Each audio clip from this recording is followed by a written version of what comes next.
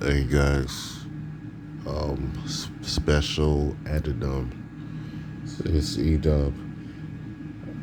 I definitely goofed. I forgot to add First Peter the second to my reading. So this is a special part four that I didn't realize until now. I'm gonna read part four to you right now. This is First Peter 2. This is for Sunday, June 12th, 2022. So if you could, I apologize again. I don't know what's going on. I need some rest, but this is First Peter 2 in the Bible. It's the Common English Version. Gather around and take a quick listen. Therefore, get rid of all ill will and all deceit, pretense, envy, and slander. Instead, like a newborn baby, desire the pure milk of the world. Nourished by it, you will grow into salvation, since you have tasted that the Lord is good. Now you are coming to him as a living stone, even though the stone was rejected by humans. From God's perspective, it is chosen valuable. You yourselves are being built like the living stones into a spiritual temple. You are being made into a holy priesthood to offer spiritual sacrifices that are acceptable to God through Jesus Christ. Thus, it is written in Scripture, look, I'm laying a cornerstone in Zion, chosen, valuable. The person who believes in him will never be shamed. And that portion is found in Isaiah 28, which we read earlier tonight. Isaiah 28, verse 16 specifically. So God honors you who believe.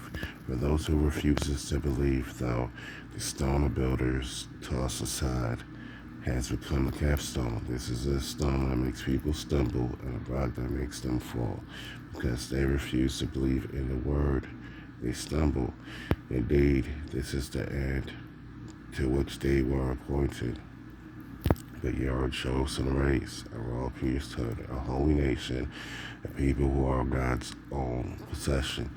You have become this people so that you may speak of the wonderful acts of the one who called you out of darkness into his amazing light. Once you weren't a people, but now you're God's people. You haven't received mercy, but now you have received mercy. Dear friends, since you are immigrants and strangers in this world, I urge that you avoid worldly disasters that wage war against your lives. Live honorably among the unbelievers. Today they defame you as if you were doing evil, but in the day where God visits to judge, they will glorify him because they have observed your honorable deeds. For the sake of the Lord, submit to every human institution. Do this whether it means submitting to the emperor as supreme ruler or to governors as those sent by the emperor.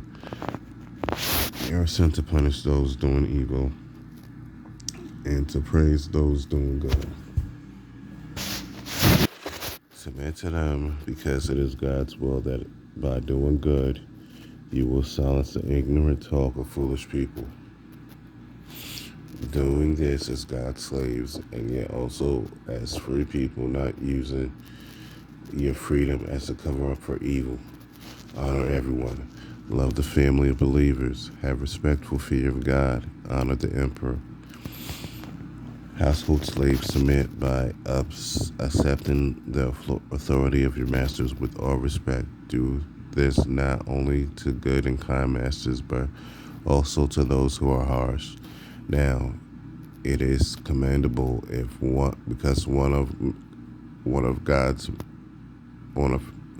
because of one's understanding of God, someone should endure pain through suffering unjustly. But what praise comes from enduring patiently when you have sinned and are beaten for it? But if you endure steadfastly while you done good and suffer for it. This is commendable before God. You were called to this crown of endurance because Christ suffered on your behalf. He left you an example so you might follow in his footsteps. He committed no sin, nor deceived he ever speak in ways meant to deceive.